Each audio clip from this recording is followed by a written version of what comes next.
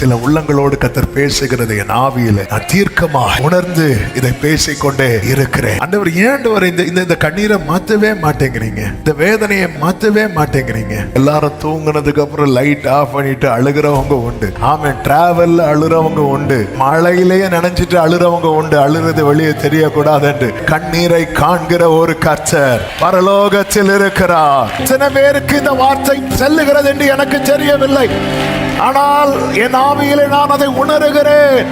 ஆமே, நீ நம்பி அழுதியோ நம்பாம அழுதியோ, ஆமே, அவருக்கு முன்னாக உன் கண்ணீர் விழுந்திருக்கிறது.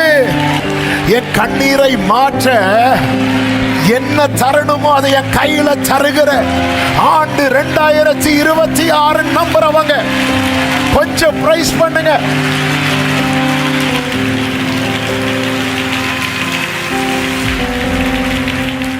104வது சங்கீதம் அதனுடைய 28வது வசனத்தை வாசிக்கலாம். 104:28.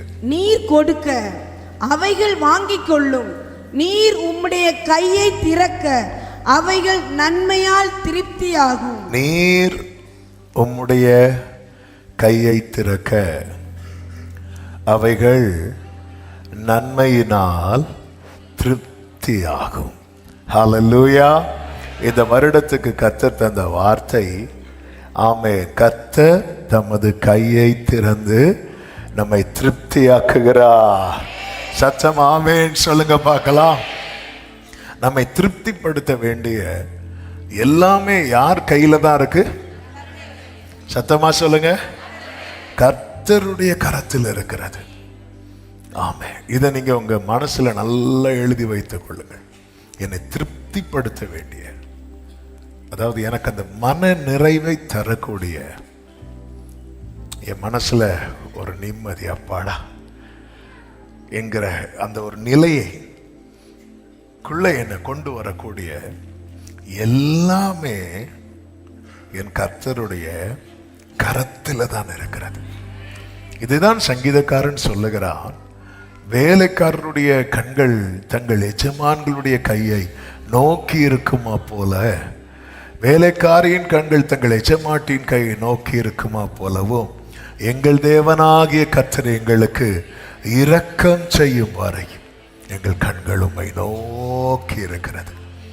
ஹல்லேலூயா. அப்ப எந்த கையில நம்மை திருப்தியாக்க வேண்டிய எல்லாமே இருக்கிறது? யாருடைய கையில? அப்ப நம்மை திருப்திப்படுத்த வேண்டியது யார் கையில இல்ல? வேற யார் கையிலும் இல்ல. ஆமேன், சத்தமா சொல்லுங்க. ஆமேன். நம்முடைய எதிர்பார்ப்பு நம்ம நோக்கி இருக்கிறது. ஆமேன். எரேமியா 31வது அதிகாரம் நன்றாய் தெரிந்த வசனம். அதனுடைய 14வது வசனத்தில் இப்படி சொல்லப்பட்டிருக்கிறது, ஆசாரியர்களுடைய ஆத்துமாவை கொழுமையானவைகளினால் பூரிப்பாக்குவேன். என் ஜனங்கள் நான் அளிக்கும் நன்மையினால், என் ஜனங்கள் நான் அளிக்கும் நன்மையினால் திருப்தி ஆவார்கள் என்று கர்த்தர் சொல்லுகிறார். நான் அளிக்கும், நான் கொடுக்கிற நன்மை இருக்குல்ல, அதுல என் ஜனங்கள் என்ன ஆவார்களா? அப்போ திருப்தியாக்குற நன்மைகள் என்ன அப்படின்னு கேட்டா அது நமக்கு தெரியாது, அது கொடுக்கிறவருக்கு தான் தெரியும். ஹல்லேலூயா. இதே அதிகாரத்தில் ஆண்டவர் சொல்லுகிறார் 9வது வசனத்துல, அழுகையோடும் விண்ணப்பங்களோடும் வருவார்கள் என்று. ஆமென். இந்த முதல் செய்தி கர்த்தர் தந்த வார்த்தை இதுதான். ஆமென். அதாவது உன்னை திருப்திப்படுத்த வேண்டிய எல்லாமே என் கரத்தில் தான் இருக்கிறது. நான் என்ன கொடுக்கிறேனோ அதில் தான் உனக்கு என்ன இருக்கிறது? திருப்தி இருக்கிறது. அதனால உன் அழுகையும் உன் விண்ணப்பங்களையும் என்னிடத்தில் கொண்டு வா. இன்று கற்றுத் தருகிற செய்தி இதுதான். கடந்த 1ஆம் தேதி நியூ இயர் சர்வீஸ் முடித்து வந்து தேவ சமூகத்தில் அமர்ந்த போது கர்த்தர் இந்த வார்த்தையை தந்து, உன் அழுகையும் உன் விண்ணப்பத்தையும் என்னிடத்தில் கொண்டு வா, என்னிடத்தில் கொண்டு வா. இந்த சத்தத்தை சமீபத்திலும் தூரத்திலும் இருந்து கேட்கிற ஒவ்வொரு அன்பு உள்ளங்களுக்கும் எவ்வளவோ தீர்மானங்களை எடுத்திருப்பீங்க. இப்பொழுதே ஒரு தீர்மானத்தை ஆழ்மனதில் எழுதி கொள்ளுங்கள். என்னுடைய அழுகையும் என்னுடைய விண்ணப்பத்தையும் நான் யாரிடத்திலும் கொண்டு போக மாட்டேன். எனக்கு தெரியும், இந்த கண்ணீரை களிப்பாக்குகிறவர், இந்த விண்ணப்பங்களுக்கு பதில் தருகிற ஒரு கர்த்தர் எனக்கு உண்டு. அழுகையோடும் விண்ணப்பங்களோடும் என்னிடத்தில் வருவார்கள். நம்முடைய அழுகையும் விண்ணப்பத்தையும் நம்ம யாரிடத்துல கொண்டு போகிறோம்? ஆமென். சவுல் தாவீதை எப்படியாவது தீர்த்து கட்ட வேண்டும் என்கிற ஒரு தீர்மானத்திலே இருந்தான். அவன் பார்த்தான், எப்படி இவன் இது பண்ணலாம்.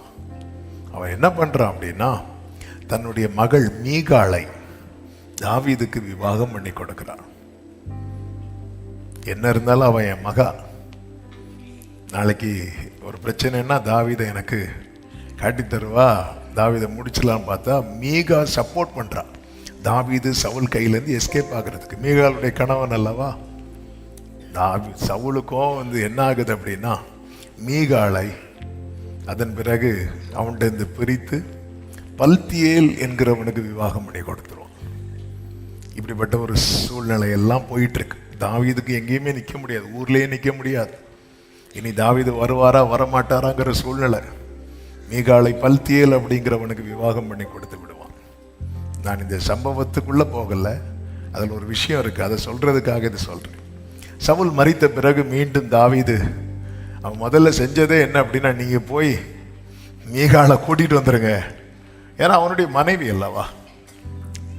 அப்போ ஆட்கள் போறாங்க, போய் பல்தியல்ட்டு மீகாளை தூக்கிட்டு வராங்க.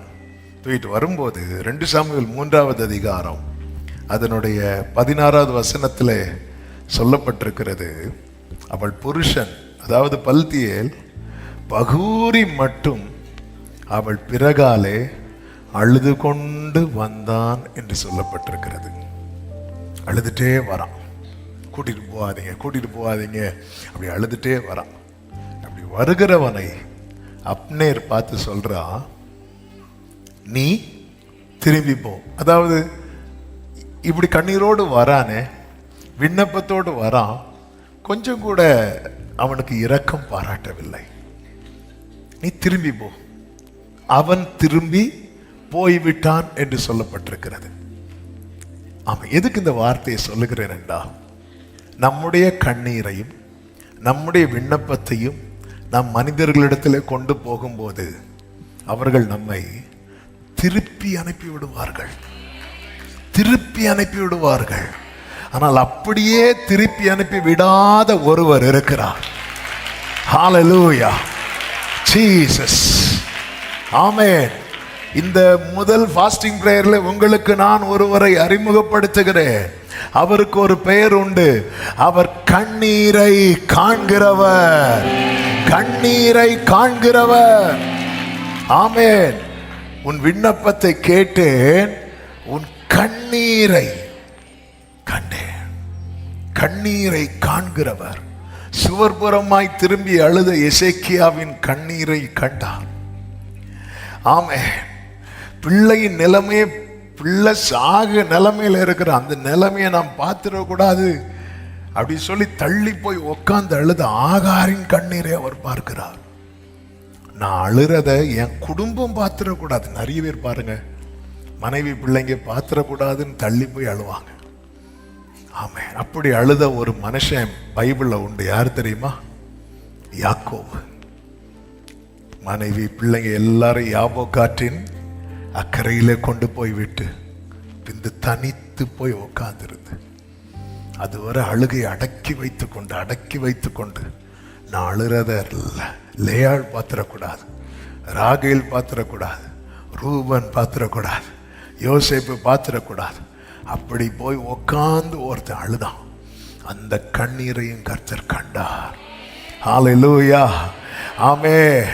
இதே போல எல்லாரும் தூங்குனதுக்கு அப்புறம் லைட் ஆஃப் பண்ணிட்டு அழுகிறவங்க உண்டு, பாத்ரூம்ல போய் உக்காந்துருந்து அழுறவங்க உண்டு, ஆமாம் டிராவல்ல அழுறவங்க உண்டு, மழையிலேயே நினைச்சிட்டு அழுறவங்க உண்டு, அழுறது வெளியே தெரியக்கூடாதுன்று.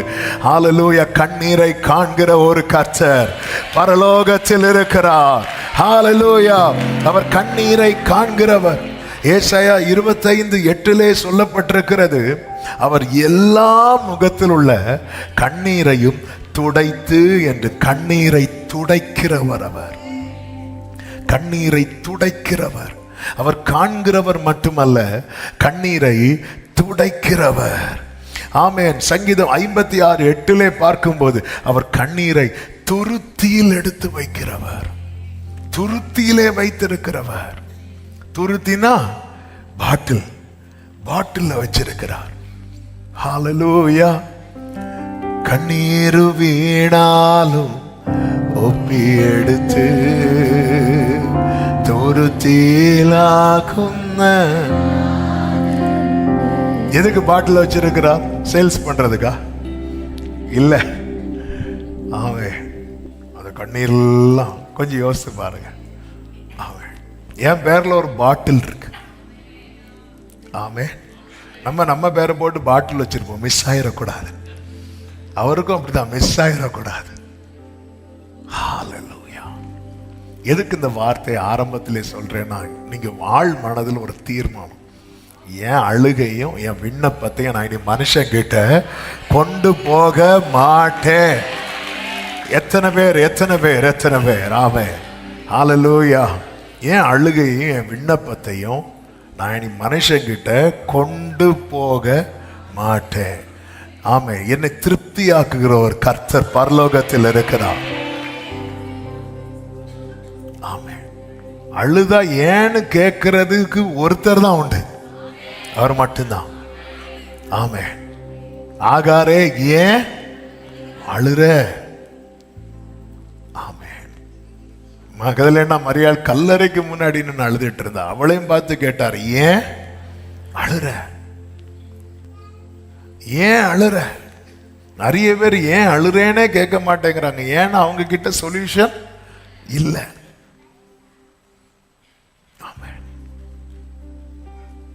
அவர் துருத்தி நிறையும் போல் அளந்தெடுத்து அனுகிரகமே. ஹல்லேலூயா. கர்த்தருக்கு மாத்திரம் மகிமை உண்டாவதாக. அவர் கண்ணீரை காண்கிறவர், கண்ணீரை துடைக்கிறவர், கண்ணீரை துருத்தியிலே அல்லது கணக்கிலே வைக்கிறவர், கண்ணீருக்கு பலன் தருகிறவர். எரேமியா 31:16 நீ அழாதபடி உன் சத்தத்தை அடக்கி கொண்டு நீ கண்ணீர் விடாதபடிக்கு உன் கண்களை காத்துக்கொள், உன் கிரியைக்கு பலன் உண்டென்று கர்த்தர் சொல்லுகிறார். கர்த்தருக்கு மாத்திரம் மகிமை உண்டாவதாக. அவர் கண்ணீருக்கு பலன் தருகிறவர். ஹல்லேலூயா. ஆமென். இரவெல்லாம் யாக்கோபு தேவ சமூகத்தில் அழுதான். பொழுது விடிந்த போது அழிக்க வந்தவன் அணைத்து கொண்டு போய்விட்டான். அவன் தான் ஏசா. அவன் அழிக்கணும்னு தான் வந்தான் யாக்கோபை. ஆனால் யாக்கோபை கண்டதும் கட்டி அணைத்து விட்டு, கண்ணீருக்கு நிச்சயம் பலன் உண்டு. அதுதான் வேதம் சொல்லுகிறது, மாலையிலே அழுகை தங்கும் அப்படின்ட்டு இருக்கு. எங்க தங்கும்? அதான் விஷயம். ஹல்லேலூயா. மாலையிலே அழுகை தங்கும். எங்க தங்கும்? நம்ம எங்க தங்குறோமோ? ஹல்லேலூயா. அந்த அழுகை தங்கும்ல. ஆமா. எங்க தங்குது? ஆமென். ஹல்லேலூயா. அதுதான் ரொம்ப முக்கியம். என் அழுகை அவர் சமூகத்திலே தங்கும், என் அழுகை அவருடைய துருத்தியிலே தங்கும். ஆமா. நான் மாலையில வடிக்கிற கண்ணீர் காலையில களிப்பாய் மாறணும்னா அந்த கண்ணீரை நான் எங்க வடிக்கிறேன், அந்த கண்ணீர் எங்க தங்குகிறது என்பது ரொம்ப ரொம்ப ரொம்ப ரொம்ப அவசியம். ஆமென் சொல்லுங்க பார்க்கலாம். லூக்கா சுவிசேஷம் 7வது அதிகாரத்தில் ஒரு சம்பவம் சொல்லப்பட்டிருக்கிறது. அந்த சம்பவத்துக்கு போயிட்டு எரேமியா 31க்குள்ளே வரலாம். இந்த சம்பவம் கடந்த 2 நாட்களாய் ஆவியானவர் தியானிக்க வைத்து கொண்டே இருந்தார். ஆமென். அங்க நீங்க கவனிச்சீங்கன்னா 11வது வசனத்துல இருந்து, மறுநாளிலே அவர் நாயின் என்னும் ஊருக்கு போனார். அவருடைய சீசர் அநேகரும் திரளான ஜனங்களும் அவருடனே கூட போனார்கள். அவர் ஊரின் வாசலுக்கு சமீபித்த போது மரித்து போன ஒருவனை அடக்கம் பண்ணும்படி கொண்டு வந்தார்கள். அவன் தன் தாய்க்கு ஒரே மகனாய் இருந்தான், அவளோ கைம்பெண்ணாய் இருந்தார்.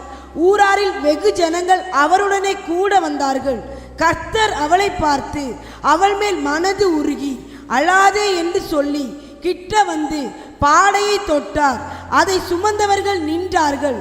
அப்பொழுது அவர், வாலிபனே எழுந்திரு என்று உனக்கு சொல்லுகிறேன் என்றார். மரித்தவன் எழுந்து உட்கார்ந்து பேசத் தொடங்கினான்.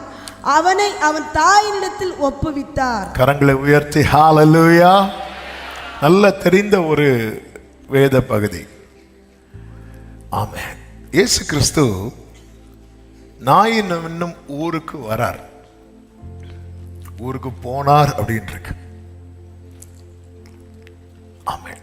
பெத்தானியாவுக்கு இயேசு போனது நமக்கு தெரியும். எதுக்கு போனார்? லாசருவை உயிரோடு நாயின் ஊருக்கு எதுக்கு போறாரு? தெரியாது, தெரியாது, யாருக்கும் தெரியாது. சீஷர்களுக்கு பெத்தானியாவுக்கு போகும்போது தெரியும், லாசரு மரித்துட்டான், இவர் போறாரு. உயிரோடு எழுப்ப போறாரெல்லாம் தெரியாது. தோமா கிட்ட கேட்டா சொல்லுவாரு, நாமும் அவரோடு கூட சாகிறதுக்கு போகலாம் வாங்க. அங்க எப்படியும் வியாதியா இருக்கும் போதே சொல்லி விட்டாச்சு, போகல.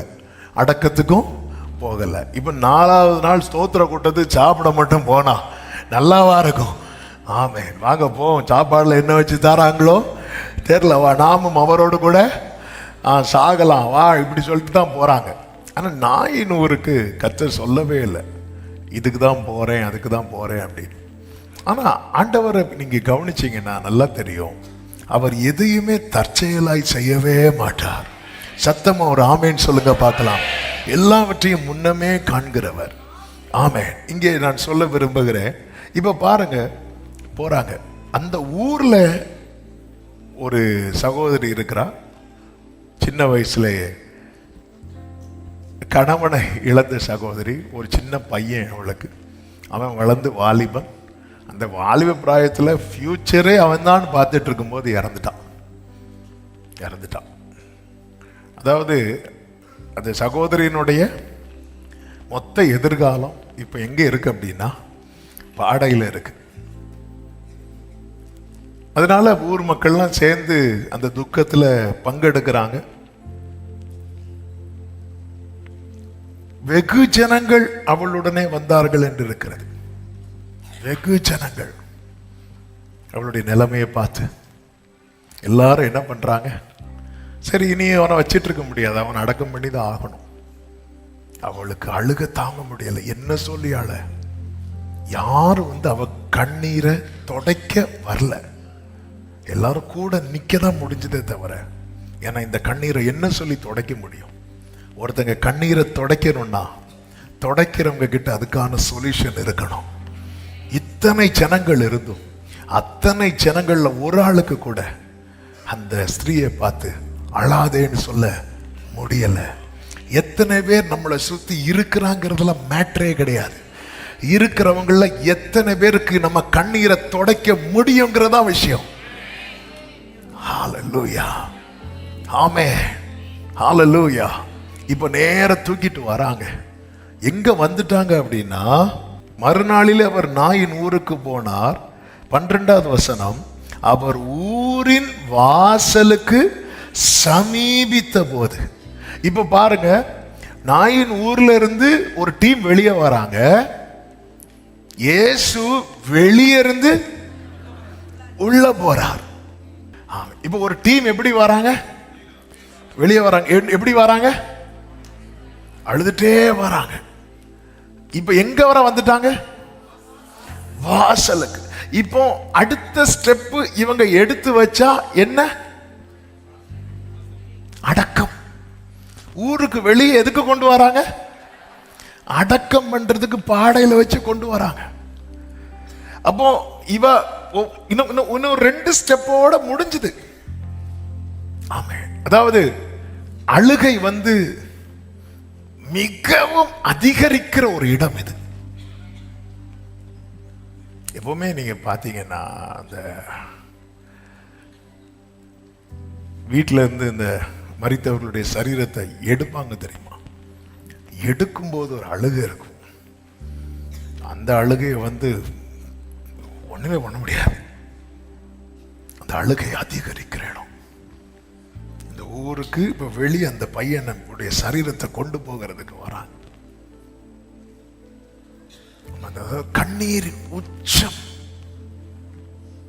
அப்படியே தூக்கிட்டே வராங்க. இப்படி வரும். இவங்க யாரும் எதிர்பார்க்கல. இவங்களை விடுங்க, இந்த ஸ்திரீக்கு இயேசுனா யாருன்னே தெரியுமான்னு கூட தெரியாது. இவ மார்த்தாளும் கிடையாது, மரியாளும் கிடையாது.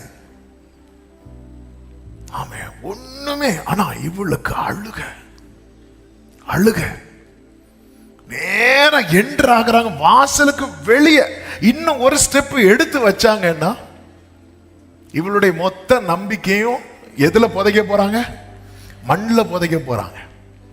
இந்த நேரத்தில் அவளை எது சந்திக்குது அப்படின்னா, இந்த கிருபை சந்திக்குது. இந்த கிருபைக்கு இன்னொரு பெயர் தான் ஜீசஸ் கிரைஸ்ட். ஹல்லேலூயா. ஆமென்.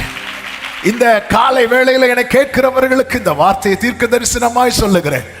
உங்க அந்த நம்பிக்கையின் வாசலை விட்டு நீங்க வெளியேறக்கூடிய அப்படிப்பட்ட தருணத்துல யாராவது இதை கேட்டுட்டு இருக்கிறீங்கன்னா, அந்த வாசலுக்கு வெளியே நீங்க கால் வைப்பதற்கு முன்னமே அந்த கிருபை உங்களை சந்திக்கும்.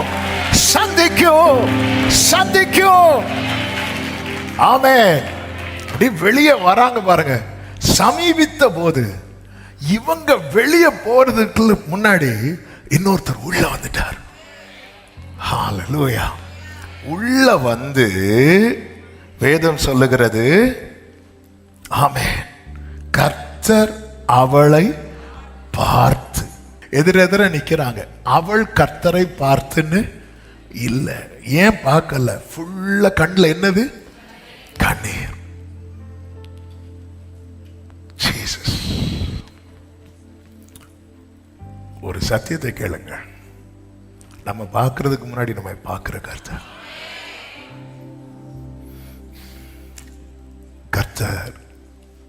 அவளை பார்த்து. யூசுவலா நீங்க கவனிச்சீங்கன்னா, எவ்வளோ காரியங்கள் நடக்கும்போது ஜனங்க வழி விடுவாங்க. அதுலயும் எதற்கு இமீடியட்டா வழி விடுவாங்க தெரியுமா? ஆம்புலன்ஸு. அது மட்டும் இல்ல, இந்த மாதிரி அடக்கத்துக்கு போறாங்க தெரியுமா, அவங்களை யாரும் டிஸ்டர்ப் பண்ணவே மாட்டாங்க. இப்போ இயேசுவும் சீஷர்களும் திரளான ஜனங்களும் 11 கடைசி மறுபடியும் இயேசுவும் சீஷர்களும் திரளான ஜனங்கள். அப்ப இயேசுவின் பக்கத்துல எத்தனை பேர் இருக்கிறாங்க? திரளான ஜனங்கள். இந்த பக்கம் வெகுஜன். அதுவும் வெகுஜனா யாருதான்? திரளான ஜனங்கள். 2 பக்கம் டிராபிக் ஜாம் ஆகுது. யார் ஒதுங்கி இருக்குவாங்கன்னு நினைக்கிறீங்க? இயேசு டீம் தான் ஒதுங்கி இருக்கும். ஏன்னா அவங்க ஆப்போசிட் டீம் என்ன தூக்கிட்டு வராங்க? பாடி தூக்கிட்டு வராங்க. அப்படி ஒதுங்கியாச்சு. இனி அவங்க போகணும். அப்படியே கிராஸ் பண்றாங்க. கிராஸ் பண்ணும்போது கர்த்தர் அவளை பார்க்கும்போது அப்படி மனது உருகுது. இவ கேட்கல, இவ அழுகையோடு விண்ணப்பத்தோடு அவர்கிட்ட வரல. ஆனா அவரை கிராஸ் பண்றா. நீங்கள் அறியாத இருக்கிற ஒருவர் பல நேரத்துல உங்க பக்கத்துல நின்னதுனாலதான்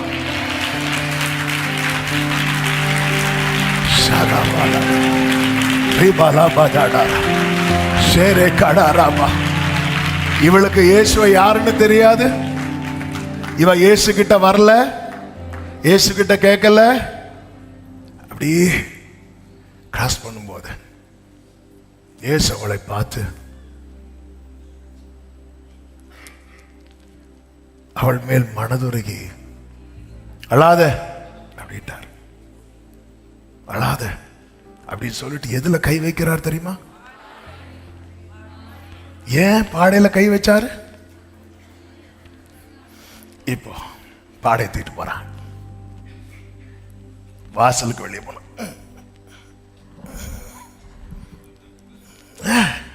என்ன வெயிட்டா இருக்கு, பாடி எழும்பி இருந்துட்டோம். என்ன வெயிட்டா இருக்கு, ஏன் வெயிட்டா இருக்குன்னு ஒருத்தர் விட மாட்டேங்கிறார்.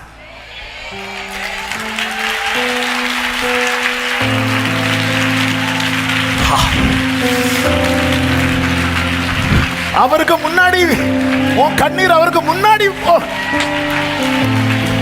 இன்னைக்கு எதுக்கு இந்த சம்பவத்தை சொல்றது தெரியுமா? அவருக்கு முன்னாடி அழுத கண்ணீரையே அவரால் சும்மா விட முடியலன்னா அவர் பாதத்துல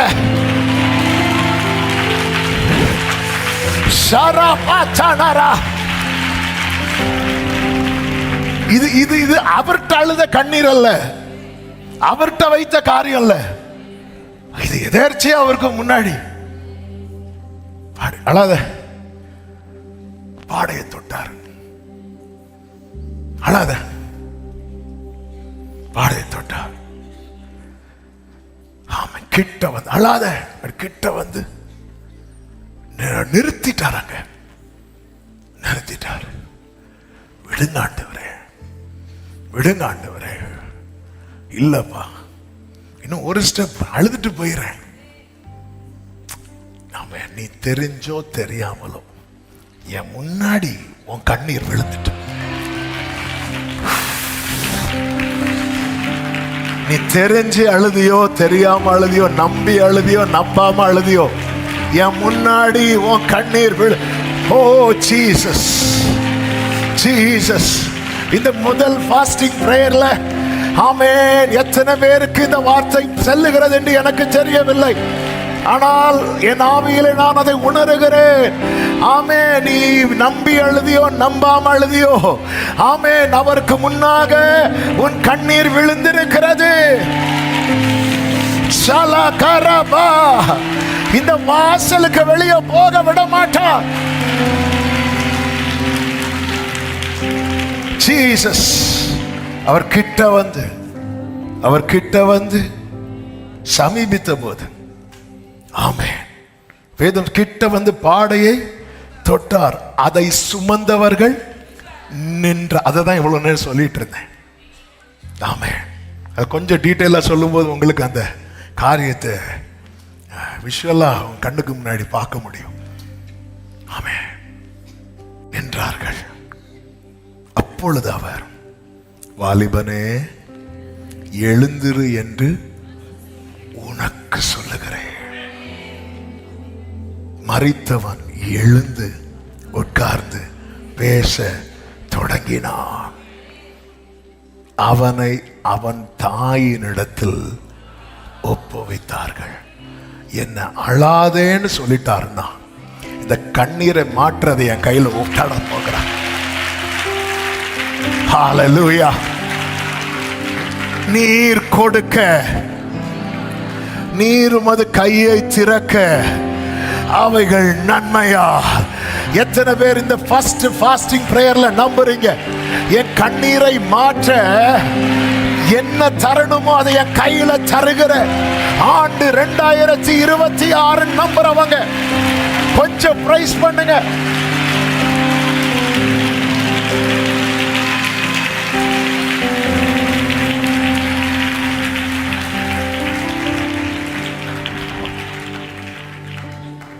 ஹல்லேலூயா.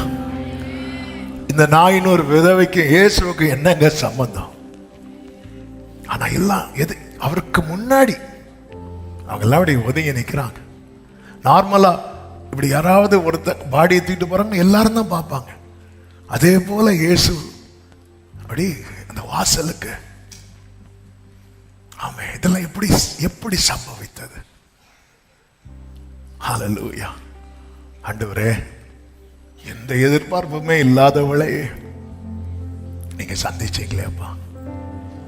நான் பல ஆண்டுகளா எதிர்பார்த்து கொண்டிருக்கிறேன். இந்த நாயின் ஒரு விதவையை போல நானும் வாசல் பக்கத்துல வந்துட்டேன். இன்னொரு கால் எடுத்து வச்சா அவ்வளவுதான் என்கிற நிலையில யாராவது இருக்கிறீங்களா? அழுகையோடு விண்ணப்பத்தோடு வருவார்கள். அழுகையோடு விண்ணப்பத்தோடு வருவார்கள். ஆமே. அந்த அழுகையை மாற்ற ஆண்டவர் வாலிபனை பார்த்து பேசுறார். நான் உனக்கு சொல்லுகிறேன், அவனை அப்படியே அவன் தாயினிடத்திலே ஒப்புவித்தார் அப்படின்ட்டு அப்படியே கொடுக்கிறார். வேதம் சொல்லுகிறது, எல்லாரும் பயமடைந்து மகா தீர்க்கதரிசியானவர் நமக்குள்ளே தோண்டி இருக்கிறார் என்றும் தேவன் தமது ஜனங்களை சந்தித்தார் என்று சொல்லி தேவனை மகிமைப்படுத்தினார். இந்த சம்பவத்தை வைத்து அப்படியே 2 சம்பவங்களுக்குள்ளேயும் போயிட்டு நான் எரேமியா 31 வந்து வார்த்தைகளை சொல்லி நான் முடிக்கிறேன். கர்த்தர் உங்களை ஆசீர்வதிப்பாராக. நல்ல கவனமாக கேளுங்க. இந்த 400 விதவை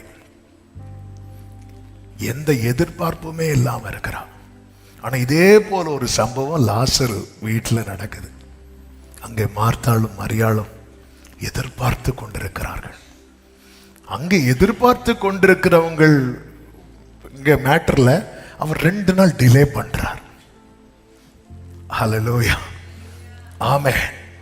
சிலர் நினைக்கலாம், ஓஹோ இப்பதான் டிலே ஆகிறது ஏன்னு தெரியுது. எதிர்பார்க்கிறோம், ஆண்டவரே இவளுக்கு இயேசுன்னா யாருன்னு தெரியும். உங்களை பார்த்ததுக்கு அப்புறம் போயிட்டு தான் இருந்தா, நீங்க தான் ஆம்புலன்ஸை காத்த உருவி விட்டு நிக்க வச்சீங்க. ஹல்லேலூயா, ஆமென். அந்த மாத்தாளும் மரியாளும் எதிர்பார்த்துட்டு இருக்கும்போது 4 நாள் கழிச்சு வரார். இங்கேயும் அங்கேயும் வித்தியாசம் உண்டு. என்ன வித்தியாசம் தெரியுமா? இங்கே அங்கே வித்தியாசம் உண்டு. என்ன வித்தியாசம்? இங்கே மனதுருகினார், அவ்வளவுதான். இங்கே இயேசு அழல, அங்கே இயேசு கண்ணீர் விட்டார்ன்றோம். இங்கே அங்கே வித்தியாசம் உண்டு. என்ன வித்தியாசம்? இங்கே அந்த வாசற்படியிலேயே டீலிங் முடிஞ்சது. அதுக்கப்புறம் அவங்க போயிட்டாங்க, இவர் வந்துட்டார். ஆனா அங்க அப்படி அல்ல. 11வது அதிகாரத்தில் லாசருவை உயிரோடு எழுப்பினது மட்டுமல்ல, 12வது அதிகாரத்தில் அவர்கள் கூட அவர் பந்தியில் அமர்ந்தார். ஹல்லேலூயா, ஹல்லேலூயா, ஹல்லேலூயா, ஆமென். எந்த எதிர்பார்ப்பும் இல்லாத 100 விதவைக்கே கர்த்தர் இதை செய்வார் என்றார். எதிர்பார்ப்போடு காத்திருக்கிற மார்த்தாளே, மரியாளே, உனக்கு அவர் இதிலும் அதிகமானதை செய்யாமல் இருப்பாரோ? எந்த எதிர்பார்ப்புமே இல்லாத 100 விதவைக்கு கர்த்தர் இதை செய்தார் என்றார். எந்த எதிர்பார்ப்புமே இல்லாத. ஆமென். என்ன நடந்துச்சு? அவர் போற வழியில இவங்க அப்படி அழுதுட்டு கிராஸ் பண்ணாங்க. நடந்தது இதுதான். ஆனா கண்ணீர் அவருக்கு பார்வையில வந்துட்டு இல்ல. அது யாருடைய கண்ணீரா இருந்தா என்ன? அவர் சமூகத்தில் வந்த கண்ணீருக்கு பலன் உண்டு. ஆமென் சொல்லுங்க. இன்னொரு சம்பவம், அது கொஞ்சம் வேதனையான காரியம்தான். ஆனாலும் அதுலயும் ஒரு தேவன் நடத்துதல் இருக்கிறதுனால அதை சொல்ல விரும்புகிறேன். இந்த 7வது அதிகாரத்துல எல்லாரும் ஆச்சரியப்பட்டு ஆண்டவரை மகிமைப்படுத்தினார்கள் என்று இருக்கிறது. இந்த சம்பவம் நடந்த பிறகு 17வது வசனத்தை வாசிங்க. இந்த செய்தி யூதேயா தேசம் முழுவதிலும் சுற்றி இருக்கிற திசைகள் யாவற்றிலும் பிரசித்தமாயிற்று. இவைகளை எல்லாம் யோவானுடைய சீசர்கள் இது ரொம்ப ஸ்ப்ரெட் ஆயிட்டே இருக்கு. இப்படி ஒரு சம்பவம் நடந்தது. இந்த மேட்டர் எல்லாம் யோவானுடைய சீஷர்கள் என்ன பண்றாங்க? அவனுக்கு அறிவித்தார்கள் அப்படின்ட்டு இருக்கு. யோவான் ஸ்நானன்ட்ட போய் இந்த மேட்டரை சொல்றாங்க. உடனே யோவான் 2 சீஷர்களை கூப்பிட்டு கேட்கிறாரு, நீங்க போய் அவர்கிட்ட கேளுங்க, வரப்போகிறவர் நீர்தானா? ஆமென். இது இந்த மேட்டர் நடந்ததுக்கு அப்புறம் தான் யோவான் சொல்லுவார், வரப்போகிறவர். ஏன் டவுட் வந்துட்டு? எப்படிங்க டவுட் வராம இருக்கும்? எப்படி டவுட் வராம இருக்கும்? சும்மா கிராஸ் பண்ணி போறவளை பார்த்து மனதுருகிறாரு. நான் இவருக்காகவே தான் வாழ்ந்துட்டு இருந்தேன் வனாந்திரத்துல. இவருக்காகவே தானே நான் என் வாழ்க்கையை அர்ப்பணித்துட்டு இருந்தேன். இவருக்காகவே நான் சத்தமிட்டேனே, இவருடைய வாய்ஸால வாழ்ந்துட்டு இருந்தேன். ஆனால் நான் காவலில் வைக்கப்பட்டதை அவர் கேள்விப்பட்டு அவர் நாசரத்தை விட்டு செபுலோனுக்கு போயிட்டாரு. ஆமா, என் மேட்ரு அவருக்கு தெரிஞ்சு நான் இருக்கிற இடத்தை விட்டே தள்ளி போயிட்டாரு. இன்னொருத்தி யாருன்னே தெரியாது. அவளுடைய விஷயம் தெரிஞ்சதும் மனதுருகி அங்கேயே கண்ணீரை துடைக்கிறாரு.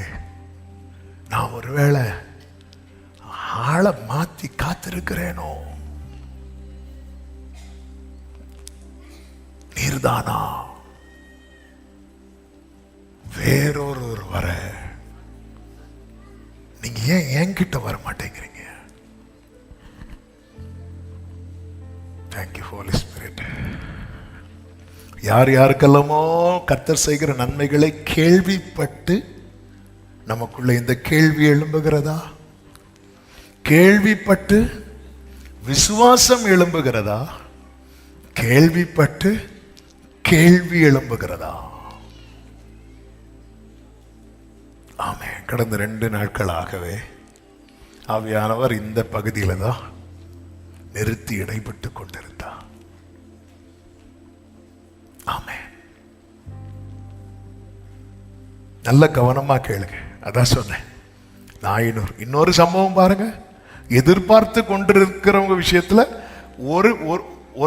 ஒருத்தங்க விஷயத்துல கொஞ்சம் லேட் ஆகி வேணும்னே 2 நாள் தள்ளி செய்கிறார். ஆமே. எதிர்பார்த்து கொண்டிருக்கிற இன்னொருத்தன் விஷயத்துல தள்ளி தள்ளி போறார். ஒண்ணுமே செய்யல, எதுவுமே செய்யல. ஆனா எந்த எதிர்பார்ப்பு இல்லாம போறவளை கூப்பிட்டு ஆம்புலன்ஸை நிறுத்தி அழாத அப்படி சொல்லி போறவங்களுக்கெல்லாம் இது யாருக்கே டவுட் கொண்டு வந்துட்டுனா, பரிசுத்தாவினால் நிரப்பப்பட்டு கிறிஸ்துவுக்கு முன்பாக அனுப்பப்பட்ட, கிறிஸ்துவுக்கு வழியை ஆயத்தம் பண்ணும்படி அனுப்பப்பட்ட யோவானுக்கே என்ன கொண்டு வந்துட்டு, டவுட் கொண்டு வந்துட்டு. அதுதான் சொல்றேன், யோவானுக்கே கேள்வி கொண்டு வந்துட்டுனா நமக்கு ஏன் அந்த கேள்வி வராது? கேள்வி வரும். ஆமே. அவங்க நீ ஒன்னே ஒன்று அவர்கிட்ட கேளுங்க, வேறொருவர் வர நான் காத்திருக்கணுமா? நான் உங்களை என்னெல்லாம் சொன்னேன். என் சீஷர்களை கூட நான் உம்மிடத்தில் அல்லவா கை காட்டி அனுப்பிவிட்டேன். வரப்போகிறவர் நீர்தானா? வேறொருவர் வர காத்திருக்கணுமா? அந்தபடி அவர்கள் அவரிடத்தில் வந்து, இது இன்னும் கொஞ்சம் கூட நமக்கு கஷ்டமா இருக்கும், அவர்கிட்ட வந்து கேட்கிறாங்க பாருங்க. கேட்கும்போது இயேசு என்ன பண்ணிட்டு இருக்கிறார்? 21வது வசனம். அந்த சமயத்திலே நோய்களையும் கொடிய வியாதிகளையும் பொல்லாத ஆவிகளையும் கொண்டிருந்த அநேகரை அவர் குணமாக்கி அநேகம் குருடருக்கு பார்வையளித்தார். இயேசு அவர்களுக்கு அந்த டைம் அவர் என்னதான் பண்ணிட்டு இருக்கிறாரு? நிறைய பேருக்கு. ஆனா யாருக்கு எதுவுமே பண்ணல. இயேசு அவர்களுக்கு பிரதியுத்தரமாக, நீங்கள் போய் கண்டவைகளையும் கேட்டவைகளையும் யோவானுக்கு அறிவியுங்கள். குருடர் பார்வை அடைகிறார்கள், குஷ்டரோகிகள் சுத்தமாகிறார்கள், செவிடர் கேட்கிறார்கள், மரித்தோர் எழுந்திருக்கிறார்கள், தரித்திரருக்கு சுவிசேஷம் பிரசங்கிக்கப்படுகிறது. நீங்கள் போய் கண்டவைகளையும் கேட்டவைகளையும் யோவானுக்கு அறிவியுங்கள். அடுத்து சொல்றார், என்னிடத்தில் இடரல் அடையாதிருக்கிறவன் எவனோ அவன் பாக்கியவான். யோவானே, யோவானே, இன்னும் உனக்கு புரியலையா யோவானே? என்ன ஆண்டவரே? ஆமென். எல்லாரும் உன் கதை முடிஞ்சு நினைக்கிறாங்க. அந்த கதை என்கிட்ட தொடர்ந்துட்டு இருக்கிற யோவானே, உன்னை நான் எவ்வளவு மேன்மையா வச்சு இன்னும் புரியலையா? ஆமென். கண்டவைகளையும் கேட்டவைகளையும் சொல்லு. ஆமென். யோவான் ஸ்நானன் என்கிட்ட ரிஃப்ளெக்ட் ஆகிறத ஜனங்க பார்க்க போறாங்க. அதனாலதான் இயேசு கேட்ப, ஜனங்கள் இந்த யார் என்கிறார்கள்? சிலர் உம்மை யோவான் ஸ்நானன் என்கிறார்கள். ஆமென். யோவானே, உன் இடத்துல ஃபுல் ஸ்டாப் வச்சுட்டான்னு ஏரோது நினைக்கிறான். இல்ல, நான் அதை கண்டினியூ பண்ணிட்டு இருக்கிறேன். ஹalleluya. அதை நான் கண்டினியூ பண்றேன் யோவானே, அதை நான் கண்டினியூ பண்றேன். இத போய் யோவான்ட்ட சொல்லும் போது யோவானுக்கு எப்படி இருந்திருக்கும் நினைக்கிறீங்க? இப்படி கேட்டுட்டேனே. பல நேரத்துல நமக்கு தெரியல, அவர் நம்ம நின்று செய்ய வேண்டிய வேலையை ஹalleluya நம்மளை உட்கார வச்சு அவர் நின்று செய்து கொண்டிருக்கிறார். ஆமென். 3 பேர் அவர் டீல் பண்ண விதத்தை நீங்க கவனிச்சீங்கன்னா, நாயின் ஒரு விதவைக்கு அது முடிஞ்சது, வாசலோட முடிஞ்சு. ஹalleluya. மார்த்தாள் மரியாள் வீட்டோட முடிஞ்சு. ஜீசஸ். யோவான் ஸ்நானனுக்கு தேவ ராஜ்யத்துல தான் முடியும். வாசல், வீடு, தேவராஜ்யம். இப்போ சொல்லுங்க. ஹalleluya. நம்ம வாசல்லையே நின்னு, நம்ம வாசல்ல தொடங்கி வீடு, அடுத்து என்னில் இடரல் அடையாது இருக்கிறோம். எவனோ அவன் பாக்கியம். என்னில் இடரல் அடையாது இருக்கிறவன். நிறைய பேர் லைஃப்ல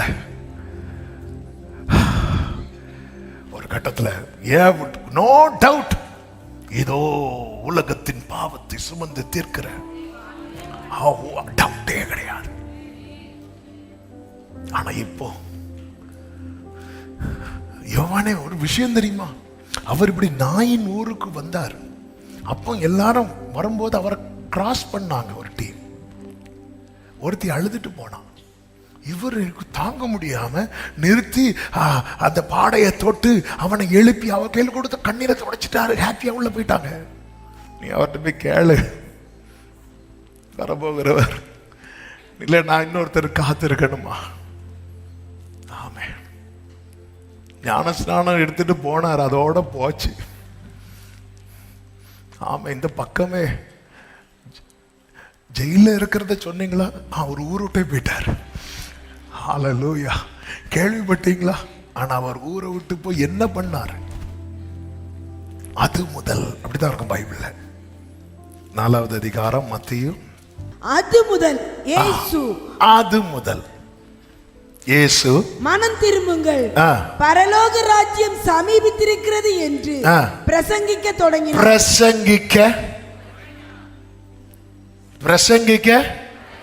தொடங்கினார். எல்லாரும் சொல்லுங்க, தொடங்கினார். எல்லாரும் சொல்லுங்க, தொடங்குறார்.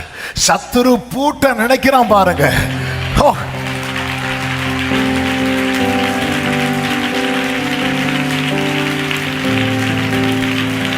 இதுவரை இதுவரை இதுவரை இதுவரை இதுவரை ஆமே. ஹalleluya. யோவானே, நீ பேசின சத்தம் உன் எல்லைக்குள் மட்டும்தான் கேட்டது. இனி முதல் எல்லா இடத்திலும். இந்த யோவானுக்கு கர்த்தர் ஒரு பெயர் வைத்திருந்தார். அந்த பெயர் என்ன தெரியுமா? அவன் எரிந்து பிரகாசிக்கிற விளக்காயிருந்தான். எரிந்து பிரகாசிக்கிற Jesus. Thank you Holy Spirit. அது முதல் நீ போய் சொல்லு. அதனாலதான் நீ கண்டதையும் கேட்டதையும் அவர்கள் யோவான் இடத்துல போய் சொல்லுங்க. சொல்லிவிட்டு சொல்ல, என்னில் இடரல் அடையாது இருக்கிறவன் எவனோ பாக்கியம். ஒன்னா வாசற்படியிலே முடிக்கணும்னு நினைக்கல. அல்லது வீட்டோட முடிச்சிருன்னு நினைக்கல, உன்னை ராஜ்யத்துல. ஹல்லேலூயா, ஹல்லேலூயா. எனவேதான் எனக்கு கேட்கிற ஊழியர்கள் யாராவது இதை கேட்டுட்டு இருக்கிறீங்களா? அல்லது கர்த்தருக்காக நான் வைராக்கியமா நின்று ஆனா யார் யாருக்கெல்லாமோ செய்யறாரு, எனக்கு இன்னும் ஒண்ணுமே செய்யாம அப்படியே உட்கார்ந்து இருக்கிறாரு அப்படின்னு யாராவது வேதனையோடு இதை நீங்க கேட்டுட்டு இருக்கிறீங்கன்னா, உங்களை கர்த்தர் வாசல்லையே முடிக்கிறதுக்கல்ல, அவருடைய ராஜ்யத்துல கர்த்தர் போட்டிருக்கிற பிளானும் கர்த்தர் ஏற்படுத்தின அந்த ஒரு தெய்வீக உறவு இருக்கிறதல்லவா? ஹல்லேலூயா. அந்த ஒரு தெய்வீக உறவு இருக்கிறதல்லவா, அது ஆழமும் ரொம்ப பெருசு. ஆமே, நம்மை குறித்த தேவ திட்டமும் தேவன் நம்மேல் வைத்த அன்பின் ஆழமும் மிகவும் பெரியதா இருக்கிறதுனாலதான் அழுத உடனே காரியத்தை எல்லாம் அப்படி முடிக்காம அவர் வெயிட் பண்ணி வச்சு க்ளோரி ஹல்லேலூயா, ஹல்லேலூயா. எத்தனை பேர் சொல்லுவீங்க, என் ஆண்டவர் எனக்கு செய்ததெல்லாம் நன்மைக்கு நன்மைக்கு நன்மைக்கு நன்மைக்கு? நல்ல கொஞ்சம் கரங்களை தட்டி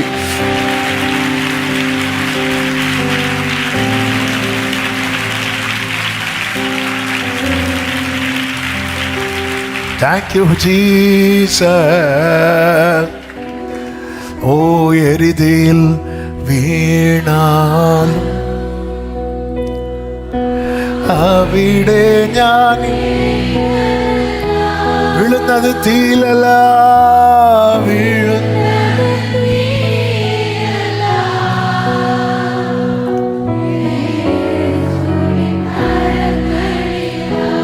பிரியமானவர்களே, கர்த்தர் அனுமதிக்கிற பாதை, கர்த்தர் நடத்துகிற பாதை. ஆண்டவர் ஏண்டவர் இந்த கண்ணீரை மாற்றவே மாட்டேங்கிறீங்க, இந்த வேதனையை மாற்றவே. இது செய்தி இல்லை, இது யோவான் டாபிக். ஆனால் ஆவியானவர் கடந்த நாளில் இதில் ஒரு தெளிவை கொடுத்ததுனால, ஆமென், ஒரு ஒரு ஒரு நடத்துதல் இருக்கிறதுனால, இந்த செய்தி இது டச் பண்ணதுனால நான் அதுக்குள்ளே போயிட்டு இருக்கிறேன். சில உள்ளங்களோடு கர்த்தர் பேசுகிறது என் ஆவியில நான் தீர்க்கமாய் உணர்ந்து இதை பேசிக்கொண்டே இருக்கிறேன். கர்த்தருக்கு மகிமை உண்டாவதாக. நீங்க போய் அவங்கிட்ட சொல்லுங்க, அப்படி சொல்லியிருக்கணும். இல்லைன்னா யோவான்ட்ட எப்படி டீல் பண்ணி இருக்கணும் தெரியுமா? ஐயோ பாத்தீங்களா, வா நம்ம கிளம்பி போகலாம். யோவான் என்ன சொல்லி இருக்கணும் தெரியுமா? யோவானும் பாருங்க, அவருடைய குவாலிட்டியும். நீங்க போய் அவரை என்கிட்டையும் கூட்டிட்டு வாங்க அப்படி சொல்லலை. எனக்கு ஒன்று தெரியும் ஆண்டவரே, ஏன் எனக்கு அவங்களுக்கு செஞ்சது மாதிரி செய்யாம இருக்கிறீங்க? இது எனக்கு தெரியணும், எனக்கு இது தெரியணும். இது தெரியணும்னா நான் உனக்குள்ள ஏற்படுத்தி இருக்கிற பந்தம், அந்த உறவு, அது உனக்கு தெரியணும். வாசற்படியோடு முடிகிறதல்ல, வீட்டோடு முடிகிறதல்ல, ராஜ்யத்தோடு. ஏன் எனக்கு இது தெரியணும். யோவான்ட்ட சொல்லுங்க, என்னில் இடரல் அடையாது இருக்கிற. அதன் அர்த்தம் என்ன? யோவான்ட்ட சொல்லிரு, கடைசி வர என் மேல டவுட் வந்துடக்கூடாதுன்னு சொல்லிருங்க. கடைசி வர என் மேல அவன் கழுத்தே போனாலும் தலையே போனாலும் என் மேல டவுட் வந்துடக்கூடாதுன்னு சொல்லி அடுத்த நாள் கொண்டு தலையை கொடுக்கிறார். யார் தெரியுமா? யோவான். இல்லைன்னா மறுதளிச்சிருப்பான். அடுத்த நாளே கொண்டு போய் தலையை கொடுக்கிறான். யோவான் மட்டும் கொஞ்சம் அட்ஜஸ்ட் பண்ணி இருந்தார். யோவானுடைய ப்ரொமோஷன் எல்லாமே வேற. ஏன்னா ஏரோதுக்கு யாரை ரொம்ப பிடிக்கும்? யோவானை ரொம்ப பிடிக்கும். ஆமே, இல்ல, தேவ திட்டம் இதுவா, அது போதும் ஆண்டவரே, உங்களுடைய திட்டம் எதுவும். கடைசியில யோவானுடைய ஸ்டேட்மெண்ட் என்ன தெரியுமா? யோவான் சுவிசேஷம் 3வது அதிகாரம் அதனுடைய 27 முதல் யோவான் சொல்லுகிற வார்த்தைகள். அதிலே 29வது வசனத்தை பாருங்கள். மணவாட்டியை உடையவனே மணவாளன், மணவாளனுடைய தோழனோ அருகே நின்று அவருடைய சொல்லை கேட்கிறவனாய் மணவாளனுடைய சத்தத்தை குறித்து மிகவும் சந்தோஷம். அவர் சொல்லி விட்டதை போய் சொன்னதும் யோவான் சொல்றாரு, இந்த மணவாளனுடைய சத்தத்தை குறித்து தோழன் எப்படி இருக்கிறாரா? மிகவும் சந்தோஷப்படுகிற. அடுத்த வார்த்தையை பாருங்கள், இந்த சந்தோஷம் இப்பொழுது எனக்கு சம்பூரணமாயிற்று. அடுத்த வார்த்தையை பாருங்கள், அவர் பெருகவும் நான் சிறுகவும்.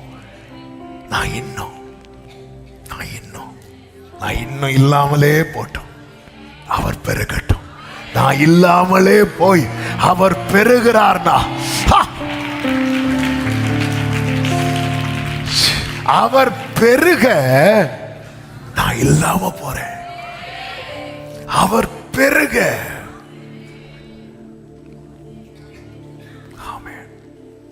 நீங்க போய் அவங்கிட்ட சொல்லுங்க அப்படின்றார். சொன்னதும் சொல்றேன், எனக்கு அந்த சந்தோஷம் சம்பூரணமாயிட்டு. என்ன சம்பூரணம் யோவானே? என்ன மாறிச்சா? லாட்டரி அடிச்சுதா? அவர் என்கிட்ட பேசிட்டார், அவர் என்கிட்ட சொல்லிட்டார். யோவானே, உன் வாழ்க்கையில உண்டான வேதனை, உன் வாழ்க்கையில் உண்டான ஒவ்வொரு சோதனை, ஒவ்வொரு கடினமான சூழ்நிலையிலும் தேவராஜ்யம் பெருகிக் கொண்டே இருக்கிறது. அவர் பெருகிக் கொண்டே இருக்கிறார். அவர் பெருக நான் சிறுக. சிலரை கர்த்தர் இப்படி டீல் பண்றார்.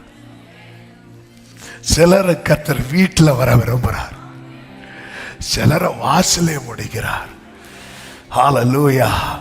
அழுகையோடு விண்ணப்பத்தோடும் என்னிடத்தில் வருவார்கள்.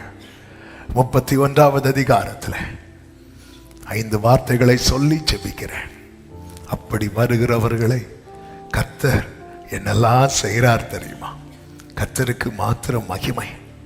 ஆமென். 9வது வசனத்திலே சொல்லப்பட்டிருக்கிறது, அவர்களை நடத்துவேன். கர்த்தர்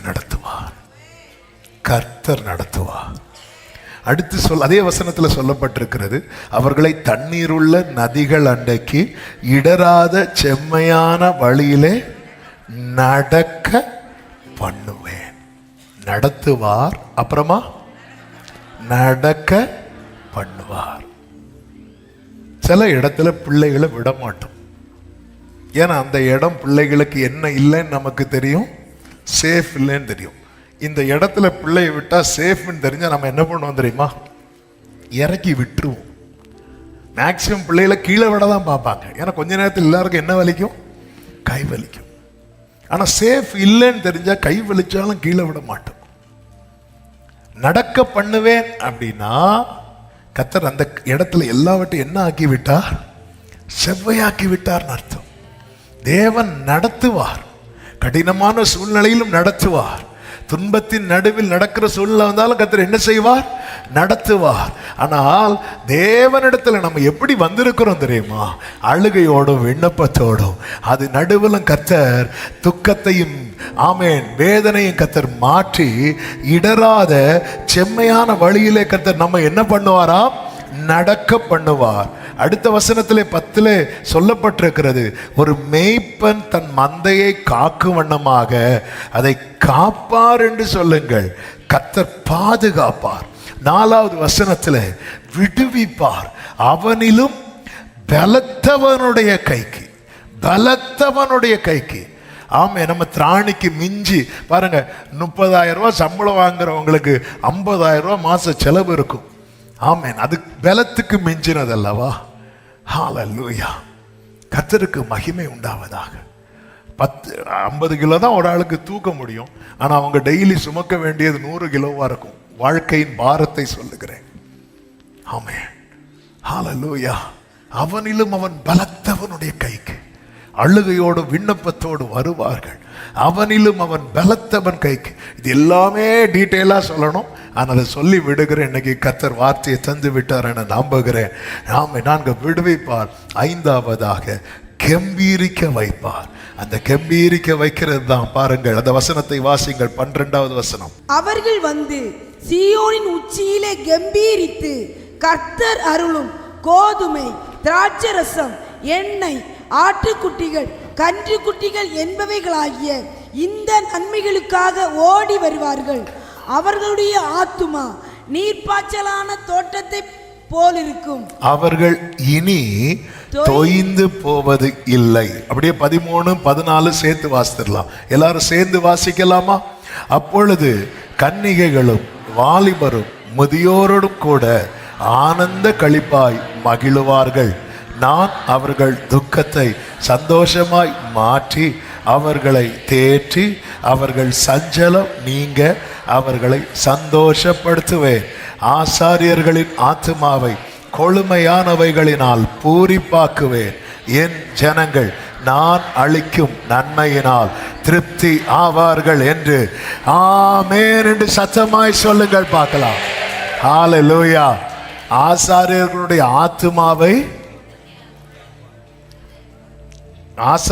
ஆத்துமாக்களை கொழுமையானவைகளினால் என் ஜனங்கள், அந்த கொழுமையினாலே ஆசாரியர்களுடைய ஆத்மாவை நிறைய வார்த்தைகள் பலிபீடத்திலிருந்து ஓபன் ஆகும். ஆச்சரியமா இருக்கும். ஹல்லேலூயா. நிறைய வார்த்தைகள். ஏன் அப்படின்னா அவருடைய ஜனத்தை திருப்தியாக்குவதற்காக, தாகத்தோடு வாஞ்சையோடு வந்திருக்கிற அவருடைய ஜனத்தை திருப்தியாக்குவதற்காக, அதற்காகவே ஆசாரியர்களுடைய ஆத்மாவை கர்த்தர் கொழுமையானவைகளால் என்னாக்குறார்? பூரிப்பாக்குகிறார். கர்த்தருக்கு மகிமை உண்டாவதாக. தேவன் இந்த பலிபீடத்துல மனத்தாழ்மையா சொல்றேன், இன்னைக்கு பேசின செய்தி உட்பட நிறைய காரியங்கள் இங்கே வந்ததுக்கு அப்புறம் ஆண்டவர் மாற்றுவார். நிறைய காரியங்கள் ரூட் எல்லாம் மாற்றி விடுவார். அதெல்லாம் பார்க்கும்போது ஆண்டவரை இந்த 2 நாளா படிச்சது தெரியல, இங்கேருந்து பேசிட்டு இருக்கும்போது ஓப்பன் பண்ணி விடுறீங்களே எதுக்கு? என் ஜனங்கள் நான் அளிக்கும் நன்மையினால். ஹல்லேலூயா. ஆமென். ஸ்கிரீன்ல தெரிகிறது தாங்க நாங்க, ஆனா அதுக்கு பின்னாக இருந்து செயல்படுத்துகிறது எல்லாமே பரலோக தேவன். எனவே எல்லா மகிமையும் கனமும் துதியும் ஸ்தோத்திரமும் நம் ஆண்டவராகிய இயேசு கிறிஸ்து ஒருவருக்கு. சத்தமா ஆமென் சொல்லுங்க பார்க்கலாம். ஹல்லேலூயா. எல்லாரும் அப்படி எழுந்து நிற்கலாமா? நம்ம சேர்ந்து கர்த்தரை மகிமைப்படுத்தி ஹல்லேலூயா நாம ஜெபிக்க போகிறோம். என்னே நித்தியதையோடு அடுப்பிக்கும் எல்லா அனுபவங்களுக்கும் நன்றி. இந்த பாடலை பாடி அர்ப்பணித்து ஹல்லேலூயா ஒரு தீர்மானம். என்ன தீர்மானம்? என் அழுகையும் விண்ணப்பத்தையும் நான் யாருக்கிட்டையும் கொண்டு போக மாட்டேன். யார்கிட்ட மட்டும்தான் கொண்டு வருவேன்? யார்கிட்ட? ஆண்டவர்கிட்ட. ஆமென். கர்த்தர் உங்களை நடத்துவார், நடக்க பண்ணுவார். ஹல்லேலூயா. நீங்களா நடக்க முடியாத பாதை உண்டு, அதில் அவர் நடத்துவார். ஆனா அப்படியே நீங்களா நடக்க முடியாதபடியே எல்லாத்திலையும் கொண்டு போக மாட்டார் ஆண்டவர். இடராத ஹல்லேலூயா சில இடத்துல காலோண்டி நின்று உங்களை திரும்பி பார்க்க வைப்பார். மனுபுத்திரனே இதை கண்டாயா என்று எசேக்கியேல் இடத்துல அந்த விருட்சங்களை காண்பித்தது போல இந்த 2026 உங்கள் கண்கள் காணும்படி கர்த்தர் அனுக்கிரகம் செய்வாராக, நடக்க பண்ணுவார். கர்த்தர் உங்களை பாதுகாப்பார். உங்களிலும் பலத்தவனுடைய, உங்களால ஹேண்டில் பண்ண முடியாத பலவீனங்கள், ஹேண்டில் பண்ண முடியாத சூழ்நிலைகள் கர்த்தர் விடுவிக்க போகிறார். இந்த வார்த்தை எல்லாம் கர்த்தர் எனக்காக தான் தருகிறார். நம்பிக்கையோடு பெற்றுக்கொள்ளுங்கள். அது மாத்திரமல்ல, கம்பீரிக்க வைக்க போகிறார். அழுகையோடு விண்ணப்பத்தோடு வருகிறவர்களை கம்பீரிக்க சீயோனின் உச்சியிலே. இனி தொய்ந்து போவதில்லை. பக்கத்துல 2 பேரை 3 பேரை பார்த்து சொல்லுங்க, இனி தொய்ந்து போக விட மாட்டான். ஆவிக்குரிய நிலையில, பூமிக்குரிய நிலையில, சரீர நிலையில தொய்ந்து போக விட மாட்டான். ஹல்லேலூயா, ஹல்லேலூயா, ஆமென், ஹல்லேலூயா. கர்த்தர் உங்களை ஆசீர்வதிப்பாராக.